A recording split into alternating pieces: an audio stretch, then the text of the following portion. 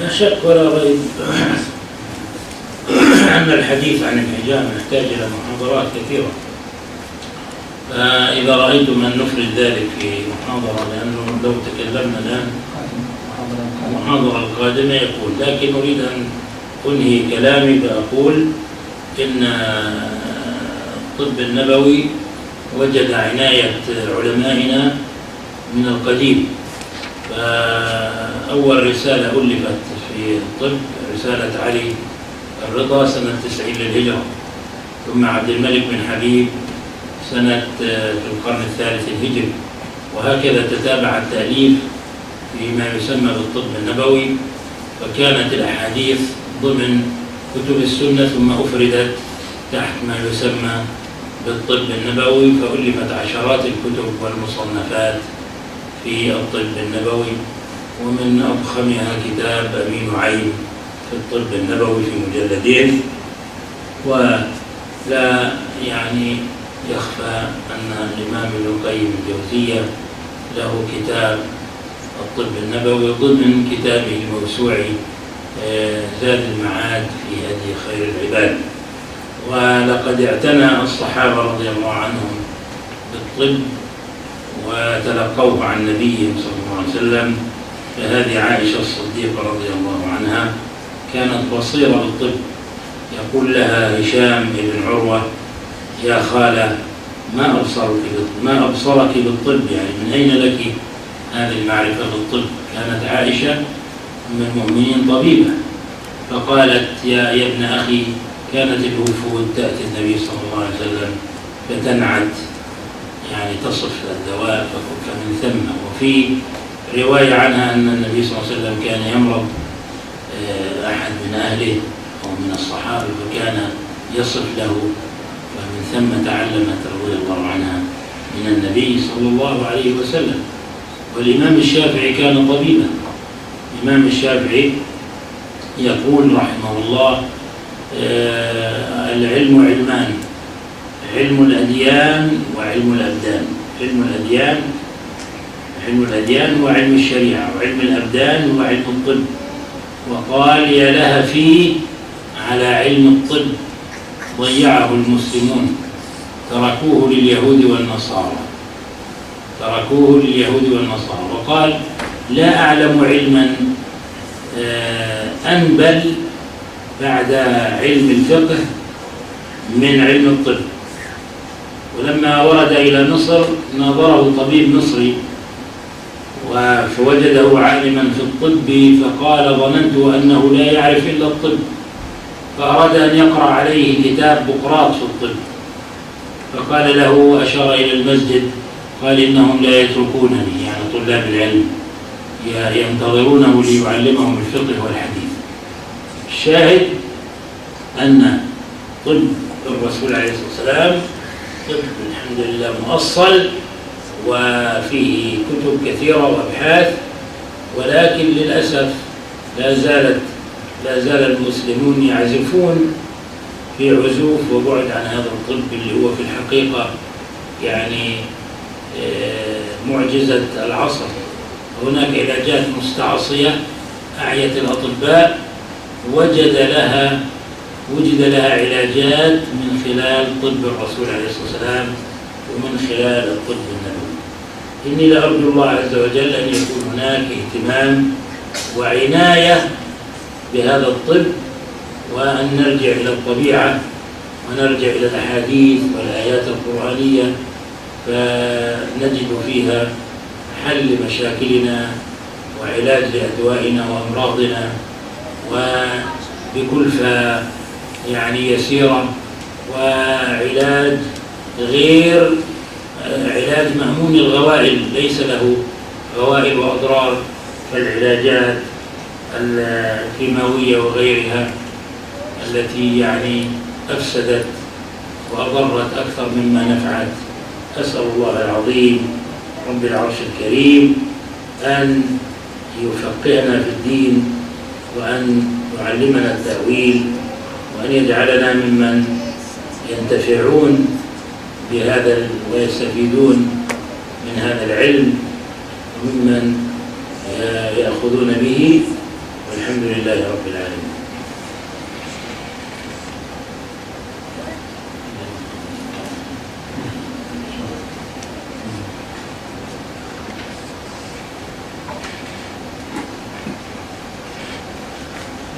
The Sheikh said that the topic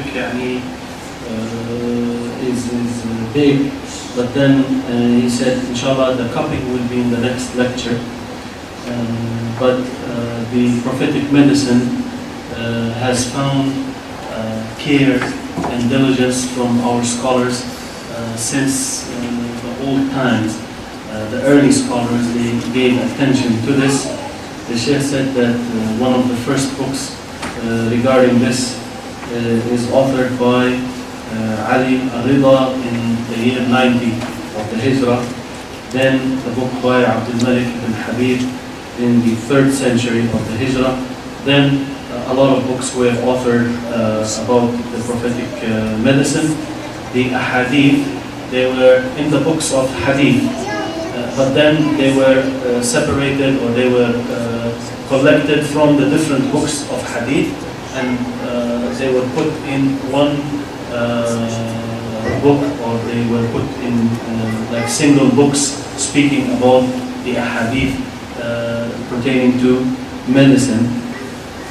The Sheikh said that one of the big books that were authored in this, or the biggest one, is the book Prophetic Medicine by Abu Nu'aym, and it is well known that Ibn Qayyim rahimahullah also he wrote on this subject, and this what his writing is found within his book called Zad al-Ma'ad. The companions radiallahu anhum used to care about medicine, also the prophetic medicine. Aisha radiallahu anha, she was considered a specialist in this, and Hisham ibn Urwa asked Aisha radiallahu anha, what made you have knowledge of this medicine? So she said that a lot of delegations used to come to the Prophet ﷺ, and they used to describe different types of medicine to him. So from there she took that and she learned it.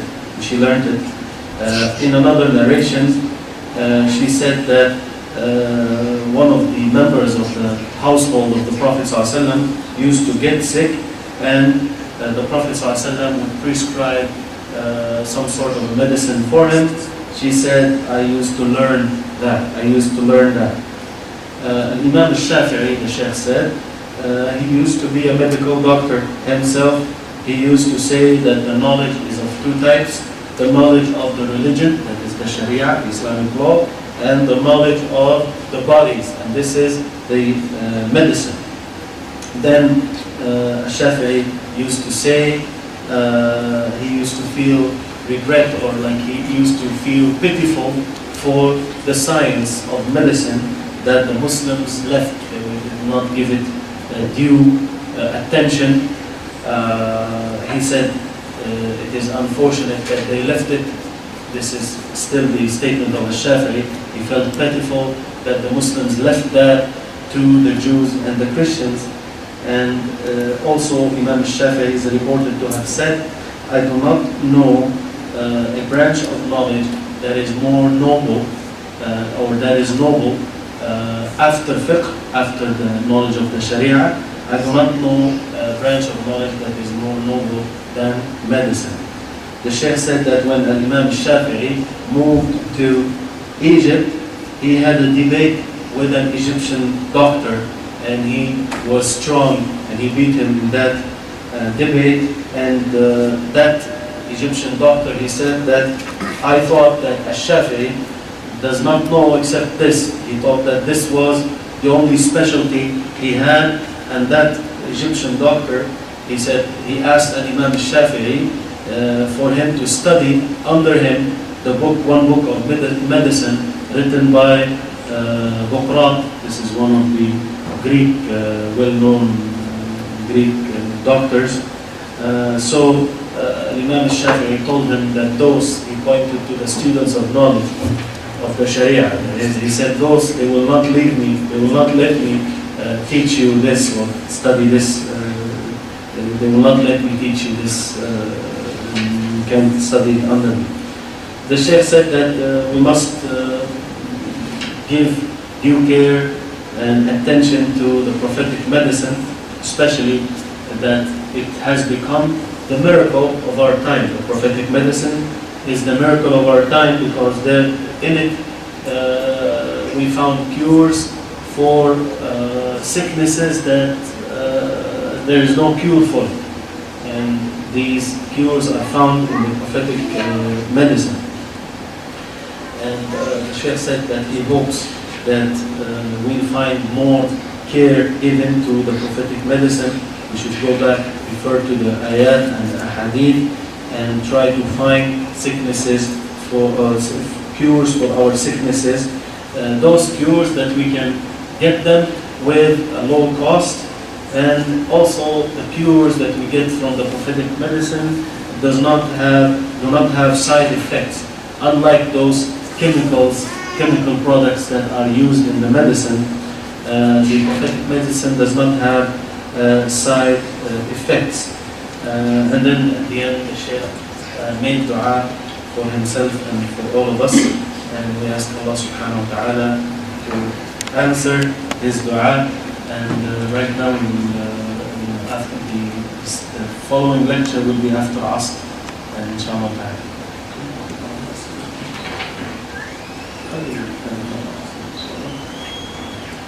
Any questions, inshallah? We have a few questions. I found this I don't know whether this is if the Sheikh has seen this about the super. This is the brother brought this. It talks about diabetes. Good news for the people who are sick with diabetes. هذه صحيحة جيدة 30 سنة جربها بعض الناس معروف استفاد يعني مش علاج. The Sheikh said that I know this thing from like about 30 years. Some people used it and it benefited them. Some did not benefit from it. So basically can be used basically and may help some people. Try it. He said try it. It may help. Try it. It may help, inshallah.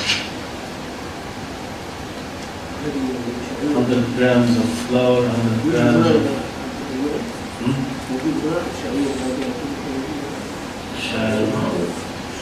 الشبان المر هذا هو يسموه عندنا مر لا يسموه عندنا مر البطارخ يكون شكله بني It's just a matter of مر جدا knowing the exact names for these things. You know, this, if we can get the right name, then it will be fine, inshallah. But it may help some people. تفضل. هل يوجد كتب مختصرة وسهلة للاستعمال المنزلي instead of going to أعشاب أماكن الأعشاب هل نستطيع أن نستخدمها؟ Are there books that are offered that are small and simple that can be used within the home that will not make us in need of going to specialists or places where herbalists, right? That's the question of the problem. هل هناك شيء مكتوب يعني تعرفونه يعني كتب كثيرة ينفع للبيت يعني؟ كتب كثيرة لكن هي المشكلة في معرفة الأعشاب. أما الأعشاب المتداولة في المطبخ الكل يعرفها. مثلا الكمون معروف، البقدونس معروف، الكزبرة معروفة، الهيل معروف، الحبة السوداء معروفة، القرنفل معروف. أما في عندك أشياء أعشاب لا يعرفها حتى العطارين أنفسهم يخطئون فيها. The Sheikh said that there are many books that are available, but then the problem is actually in getting to know the right herb, because there are herbs that are well known. The Sheikh mentioned like cumin, like parsley, like cardamom, like the black seed, like the cloves. There are herbs that are widespread and the people know them. But then there are certain herbs that may be mentioned in these books that even the people who work in these stores that sell herbs, attarin, they might not know exactly and they might give you the wrong herb. So that's where the problem is. Otherwise there are a number of books that are available. The knowledge of herbs, it needs تعاطي الأعشاب ومعرفة long كيفية experience, تخزينها long experience. والثالث منها والصالح منها والمقادير وكذا. أما هناك أعشاب متداولة في بلادنا مثل الميرمية، الجعدة، الزعتر، هذه أشياء يعرفها الصغير والكبير وتستعمل لبعض العلاجات، غازات، مغص، كذا.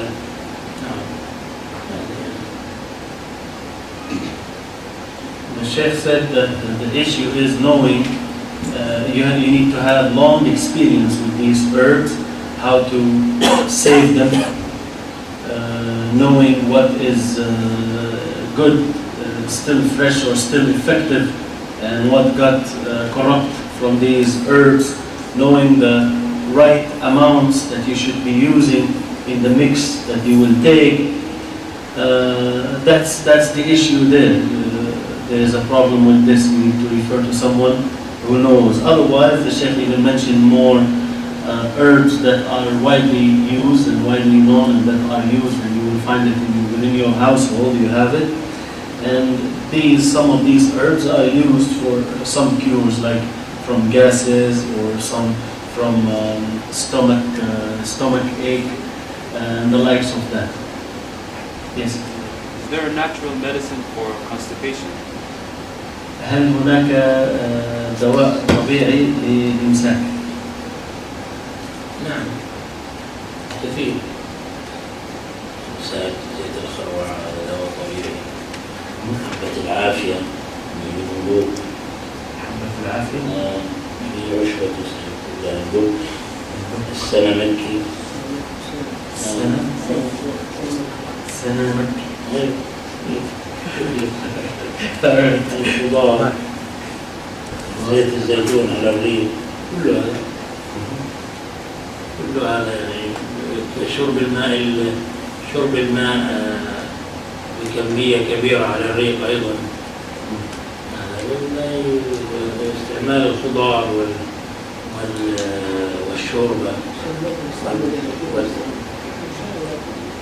والبعد عن المواد الصلبة والتخمة.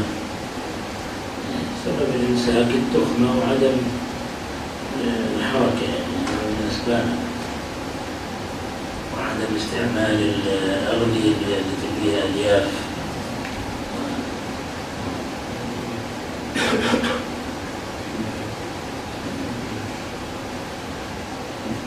The Sheikh said that there are a number of them. He mentioned Zayt al-Kharwa, which is castor oil.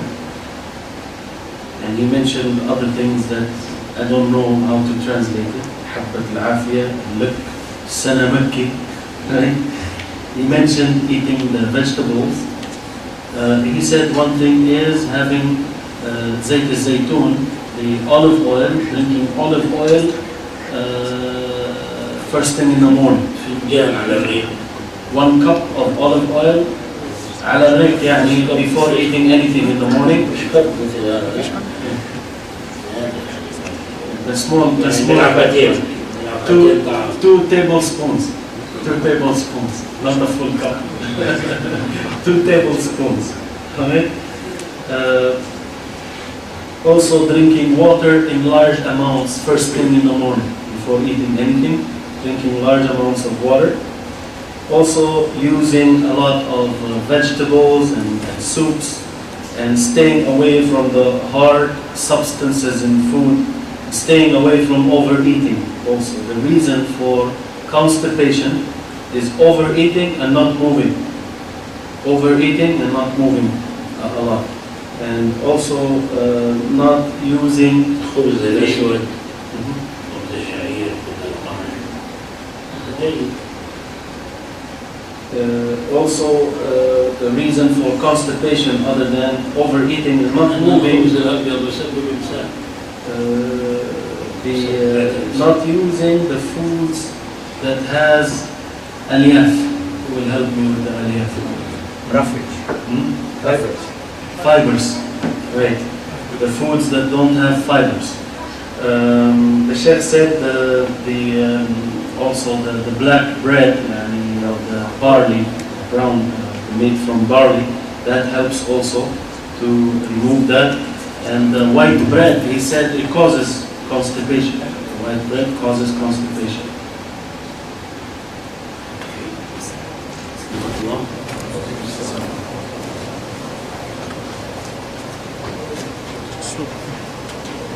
الحمد لله وأشهد أن لا إله إلا الله وأشهد أن محمدا عبده ورسوله صلى الله عليه وعلى آله وصحبه والتابعين وتابعيهم بإحسان إلى يوم الدين. إن شاء الله we continue with our Sheikh محمد موسى نصر حفظه الله. He will continue speaking about the issue of الحجامة or cutting إن شاء الله تعالى. Today we will end at Maghrib, inshallah. So the Sheikh will give his lecture. Hopefully there will be some time left for a few questions and answers. And we'll end at Salat al-Maghrib, inshallah ta'ala. The schedule for the week: tomorrow, Monday, between Maghrib and Isha at IMO, International Muslim Organization, that's there in Islington. Tuesday, he is in Halton Islamic Center in Burlington. Wednesday, Jami Mosque between Maghrib and Isha. Thursday, Abu Huraira Center between Maghrib and Isha. Friday, Salat al-Jumu'ah will be here. Then lecture between Maghrib and Isha here at QSS. And then the Saturday and Sunday also at QSS. The topic for the following weekend is protecting yourself from the jinn and the shayateen and sorcery and evil eye, inshallah.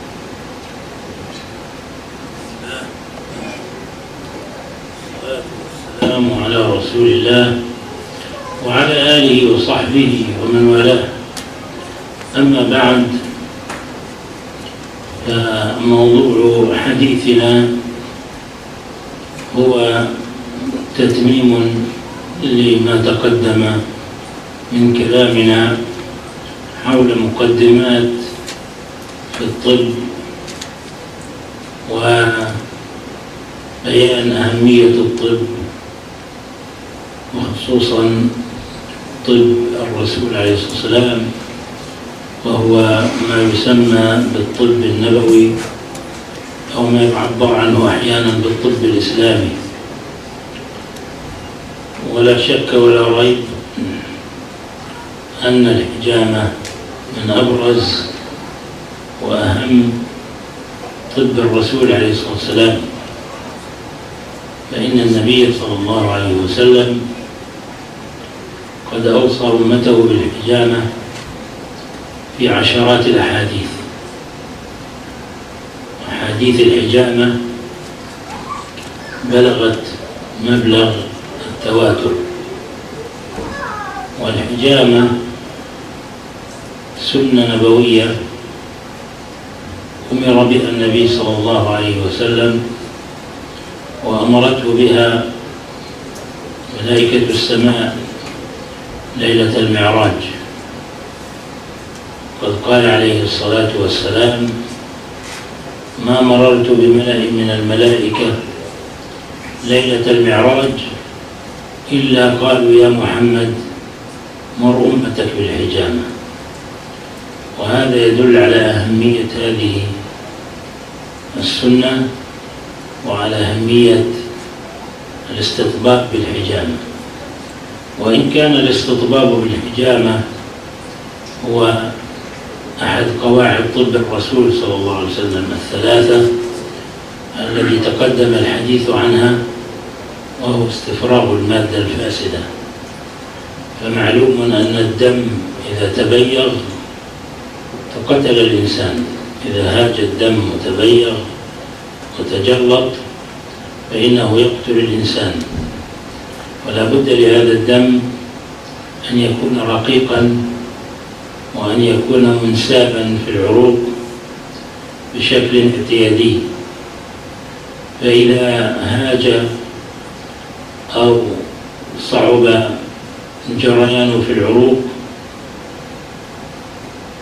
وكان هناك تضيق في هذه العروق بسبب الترسبات على جدران العروق فإنه يؤدي إلى ذبحة صدرية ويؤدي إلى جلطة دماغية أو قلبية، وبالتالي تؤدي إلى والعياذ بالله شلل الإنسان أو إلى وفاته.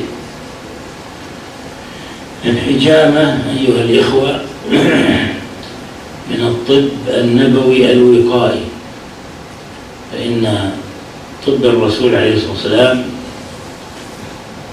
كما تقدم إما أن يكون حفاظا على الصحة الموجودة أو دفعا للعلل الدائمة وهو ما يسمى بالحمي عن المؤذي، أو استفراغا للمادة الفاسدة، وأحد هذه الاستفراغات يكون بالحجامة من خلال إخراج الدم الذي يشكل عبئا على الجسد المليء بالشوائب، الدم المستهلك الذي يشبه زيت السيارة حينما يحترق ويصبح غير فاعل في هذه السيارة، فلا بد من نضحه واستبداله بزيت جديد. وهكذا هذا الدم يخرج ويتجدد دم الإنسان بما يشبه الفلترة النبوية الربانية لهذا الجسم من خلال نزح الدم المستهلك المحتوي على خلايا هرمة وشوائب ورواسب، وينزح هذا الدم ويلقى تتجدد خلايا الجسم وتتجدد كريات الدم الحمراء، ويتجدد هذا الدم فيكون أكثر صفاء ونقاء وحيوية، فيبقى الإنسان يتمتع بالصحة والعافية. ولهذا قال النبي صلى الله عليه وسلم: من أهرق من هذه الدماء فلا يضره أن يتداوى من شيء لشيء، يعني لا يضره أن يتداوى لأي داء ما دام أنه يهريق من هذه الدماء عن طريق الحجامة. قلت إن الحجامة من الطب النبوي الوقائي، واستعملته الشعوب والأمم سابقا وقديما، فهو قديم قبل الولادة. استعمله الصينيون، استعمله اليونانيون، استعمله الفراعنة، واستعمله العرب في الجاهلية، وجاء الإسلام فأكد على الحجامة وثبتها، وكانوا يحتجمون بطرق بدائية، يستخدمون قرون الأبقار والجواميس، وكان الصينيون يستخدمون خشب البامبو، كانوا يغلونه بالأعشاب ويضعونه على الجسم ليسحبوا البرودة من أجسامهم، ويحرك أو ينشط أماكن الطاقة في أجسامهم. وأيضا استعمله اليونانيون لاعتقادهم أنه منفذ لخروج الأرواح الشريرة من من أبدانهم. كانوا يجعلون ثقوبا ونزفا في الجسم بزعمهم لمرور وخروج الأرواح الشريرة أو الشياطين. لا شك ولا ريب أن النبي صلى الله عليه وسلم استعمل الحجامة وأمر بالحجامة وأمر بالحجامة كما قلنا. أمر بالحجامة ليلة المعراج، فالنبي صلى الله عليه وسلم رجع من هذه الرحلة المباركة بعافية الروح وعافية البدن. عافية الروح هي هذه الصلاة التي هي معراج المؤمن، هذه الصلاة التي هي صلة بين العبد وربه، هذه الصلاة التي كان النبي صلى الله عليه وسلم يقول أرحنا بها يا بلال، ورجع بعافية الأبدان هذه الحجامة. الصلاة تلقاها من الله مباشرة بلا واسطة، يعني ليس هناك أحد لا جبريل ولا غيره كان وسيطا بين النبي صلى الله عليه وسلم وبين وحي الصلاة، وإنما تلقاها من الله مباشرة. والحجامة تلقاها وأمر بها بواسطة ملائكة السماء، وهذا يدل على أن الملائكة حريصة على الخير لأمة محمد صلى الله عليه وسلم، وأنها تحب أمة محمد وترجو لها السلامة، لأنها خير أمة أخرجت للناس، ولأن نبيها خير نبي أرسله الله إلى الخلق. هناك بالطبع طبعا تعريف للحجامة. الحجامة مأخوذة من الحجم وهو المص، وتسمى الأكواب التي توضع على الموضع الذي يراد حجمه بالمحاجم أو المحجمة. وقد يطلقون المحجمة على المشارط يعني الشفرات أو أدوات الشرط الذي يشرطون به الجلد، لأن الحجامة على نوعين: حجامة رطبة وهي الحجامة المعهودة النبوية المصحوبة بالتشريط، يوضع يعني كانوا زمان قديما يضعون المحاجم ويمصونها ثم يغلقون فينتفخ هذا الجلد، ثم يرفعونه ويشطبون ويعيدون الكرة، فيمتص هذا الدم تلقائيا بسبب تفريغ الهواء فيمتلئ يسكبونه ثم يعيدون الكرة. وفي الهند كانوا يستخدمون ولا زالوا دودة اسمها دودة العلق.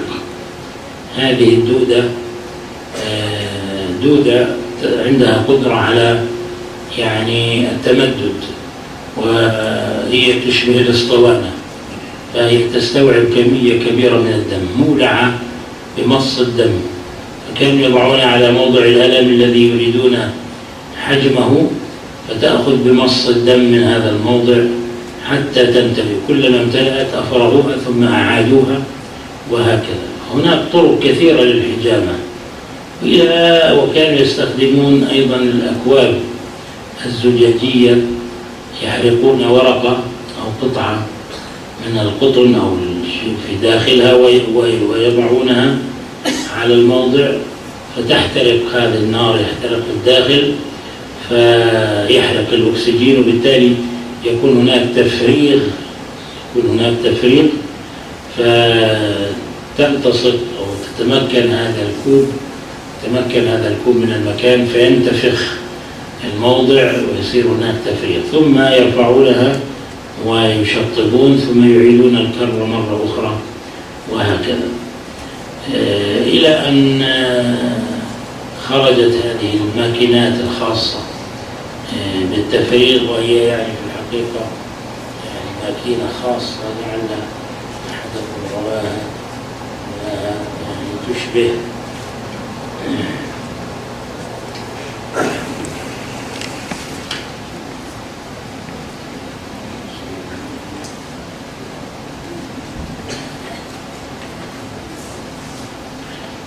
حقيقة يعني كنا نود لو في ماكينة حجامة حتى نحن نشتغل عليها، لكن يعني هذه أبواب خاصة في معها ماكينة يدوية تفرغ الهواء، توضع على المكان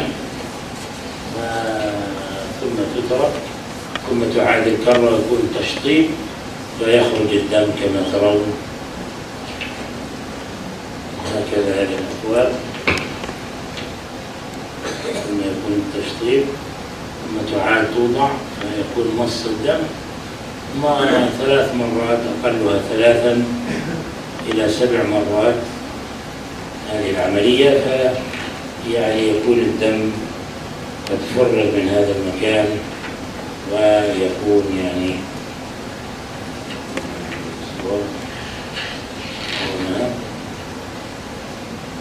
يكون الدم قد خرج من المكان، وبالتالي يشعر المريض براحة،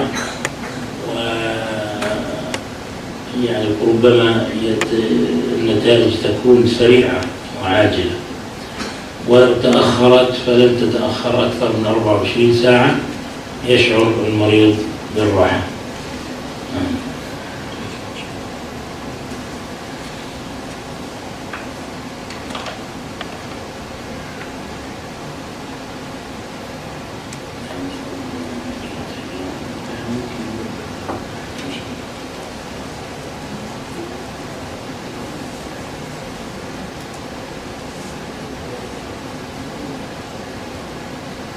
After praising Allah subhanahu wa ta'ala and saying salat and salam on the Messenger sallallahu alayhi wa sallam, the Sheikh said that our topic is a continuation of what we started speaking about, introductions to medicine, its importance, especially the prophetic medicine or the Islamic medicine as it may be called.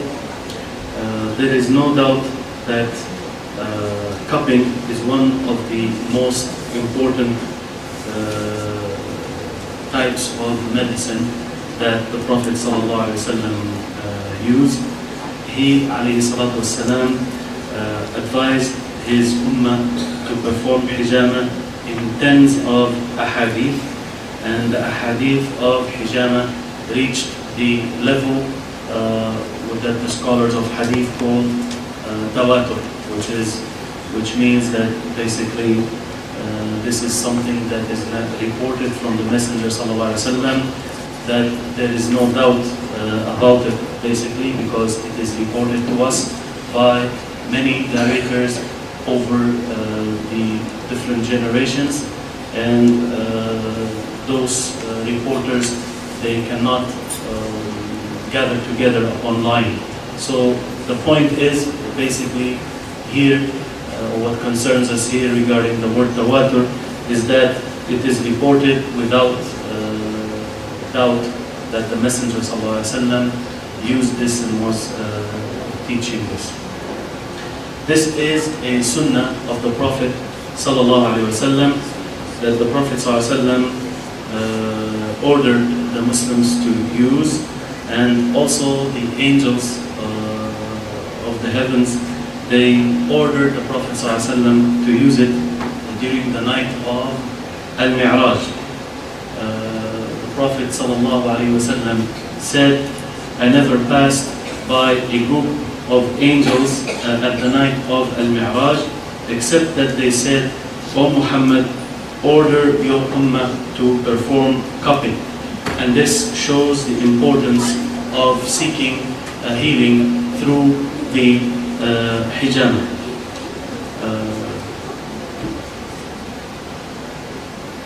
So al-hijama, the Sheikh said, is one of the principles of the prophetic medicine, the 3 principles that were mentioned before, and that is the principle of extracting the corrupt substances or liquids or materials from the body. Here it refers to the blood. The blood, if it becomes bad or corrupt, then it would harm the body. the Sheikh said that the blood should be thin and should be flowing easily in the veins and the arteries. So if there was some sort of some sort of clogging somewhere because of the blood clotting or the clots of blood that stay on the sides of the veins or the arteries, then this will lead to basically the blockage of the blood. It will not flow easily, it may stop, and this may lead to, if this happens, this may lead to paralyzation or death. So al-hijama or cupping is from the prophetic medicine, that is the preventative prophetic medicine, because the prophetic medicine, as was mentioned before, is either preservation or keeping and safeguarding the health that's already present, or repelling or preventing the body from taking materials or foods that are harmful to it, or the third is extracting the bad corrupt substances from the body. Now al-hijama, cupping, is basically extracting the used up blood. The used up blood. This blood, the Sheikh said, we can give an example to it. The bad blood, that is like the car, the motor oil. The motor oil, when it burns and it becomes ineffective, then you have to throw that oil, and then you have to replace it with new oil. Likewise, the blood, this is what the cupping does to it. In a way, this cupping will serve as filtration. The Sheikh called it lordly, Rabbani filtration or prophetic filtration. And that is by taking out the bad blood and throwing it. This bad blood containing bad or corrupt cells. So this is thrown out.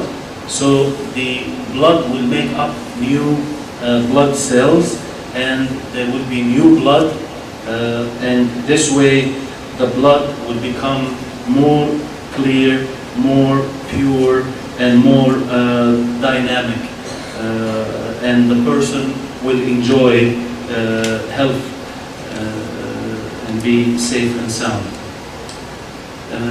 The Prophet ﷺ said, the one who extracts and throws out of this blood, then it won't so he will not need, if he performs cupping in this way, throwing out the bad blood, the one who throws out of this blood, bad blood, then he wouldn't be in need of seeking a cure from a disease. The one who does cupping, he will not be in need of seeking a cure or medicine from a disease. Meaning this issue or this cupping will cleanse the body, and therefore he wouldn't be falling sick. So al-hijama, cupping, is part of the preventative prophetic medicine, and the different nations, they have used it long time ago. Ancient people and civilizations, they used that. The Chinese, the Greek, the Pharaohs, the Arab in the Jahiliyyah, pre-Islamic time, they used this, and Islam came and emphasized and affirmed the usage of al-hijama or cupping. And long time ago, they used to use some sort of primitive type of means for cupping, instruments that they used to use, or tools. They used to use the horns of cows. The Chinese used the bamboo type of wood. They use bamboo.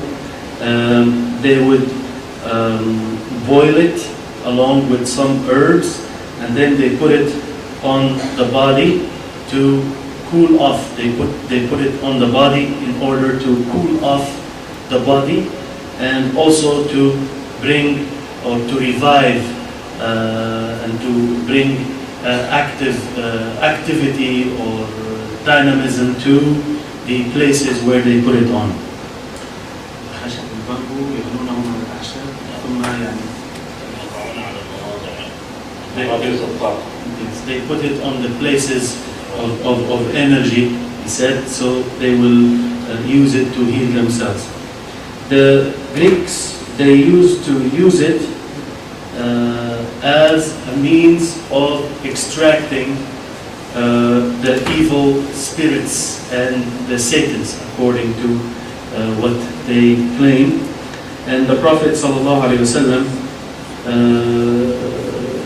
was ordered to perform cupping during the night of Al-Mi'raj. The Prophet ﷺ, the night of Al-Isra wal-Mi'raj, after Al-Mi'raj, he came back with the safety, or what will bring health to the soul and what will bring health to the body. As for the soul, then he came back with the legislation of as-salah. As-salah is like a mi'raj for the spirit. It's as if the spirit rises up to Allah subhanahu wa ta'ala. And Rasulullah ﷺ used to like as-salah, be very comfortable with it, to a point that he used to say, O Bilal, bring us comfort by as-salah, meaning call the iqamah for salah and bring us comfort. He used to find peace and tranquility in praying. As for the healing for the soul, for the body, then that is that he came back with from the night of Al-Mi'raj, then that is Al-Hijamah or cupping. As for as-salah, then Rasulullah ﷺ received the revelation or the instruction to perform salah directly from Allah without any mediation, not even the mediation of the angel Jibreel alayhi salatu wassalam. As for cupping, then Rasulullah ﷺ received it and was ordered to do it, to perform it through the angels that were in the heaven. And this shows that the angels love the ummah, the nation of Muhammad ﷺ, and wish good and safety and security for this ummah.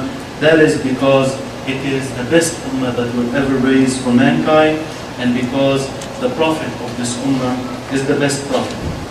The Sheikh said that the cupping is basically taking from, basically extracting, and these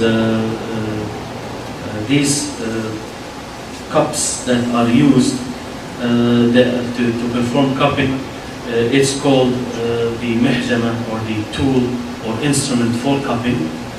And the word mihjam also, or mihjama, could be used for actually the razors or the blades that are used to make the openings in the body. That is because al-hijama or cupping is of two types. Cupping, نعم إن شاء الله أنا تركت هنا بجلس أسألك عنها إن شاء الله المفاتن So the cupping is of two types.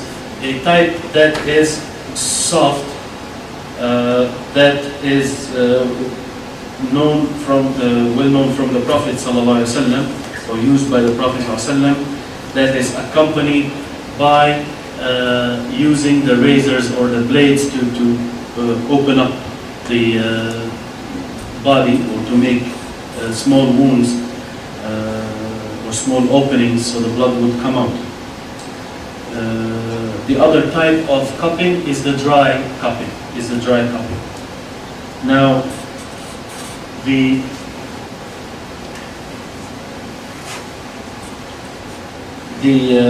cupping that they used to use through using the cups كيف لك؟ هي الحجامة جافة. كنت وصفتم كيف تعمل هذه الحجامة إلى الرطبة؟ الرطبة تروح على المكان، إما بطريقة حرق قطنة أو ورقة تفريغ الهواء داخل، يحترق الأكسجين فيرتفع يمتص الجلد، ثم يعيدون الكرة يشطبون، ثم يعيدون الكرة وتمتلئ بالدم.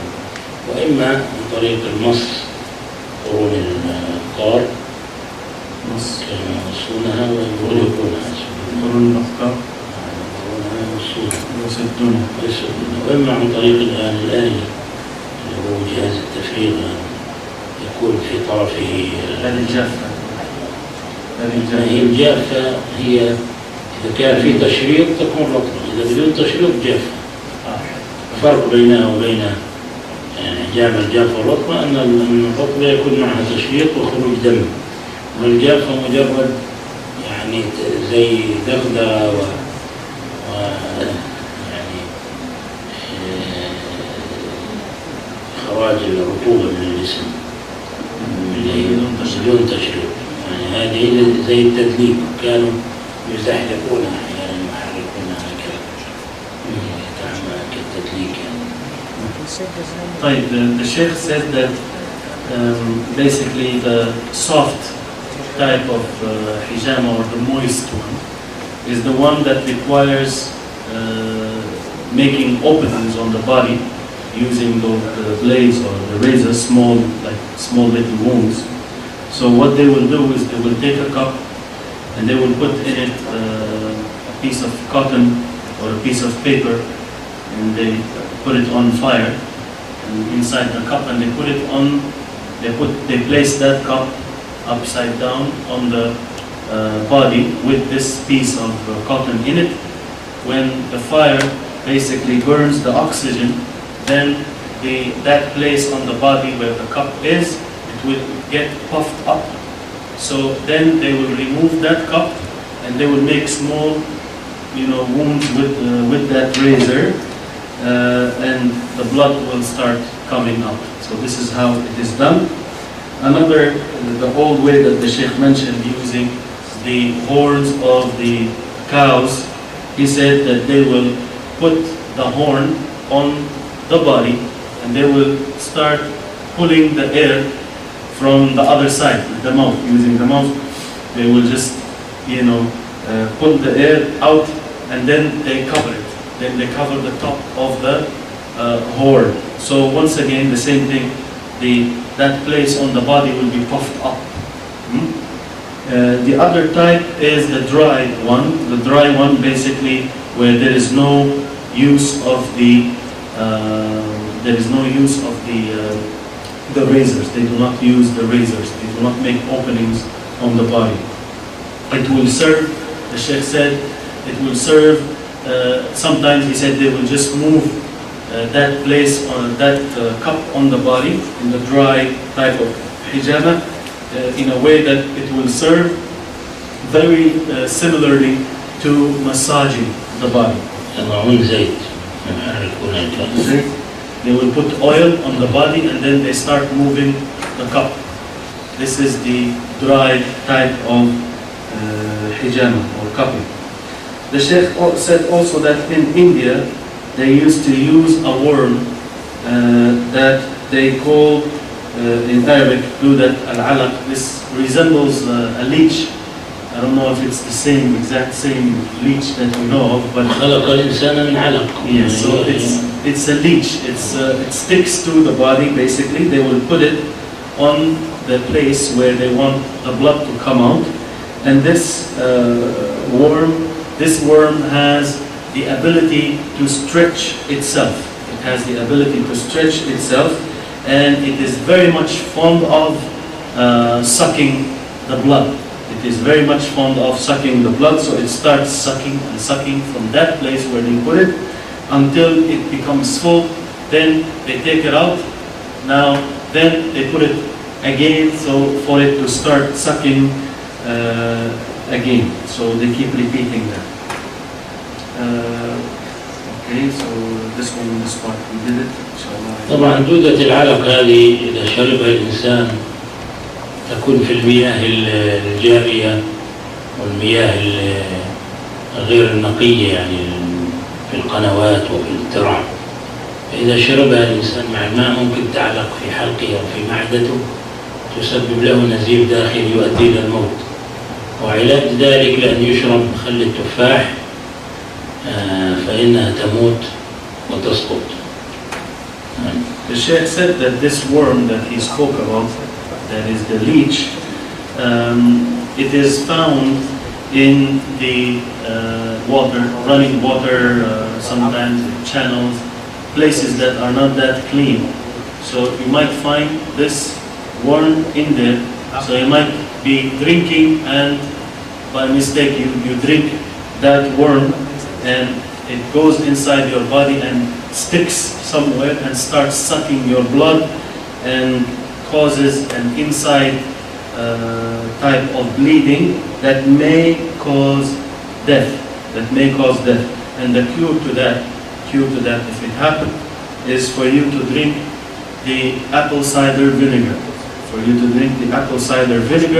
And this will kill that worm. Also, the Sheikh said about cupping that the results of the cupping, the good results of cupping may happen very fast and maybe swift, maybe very fast.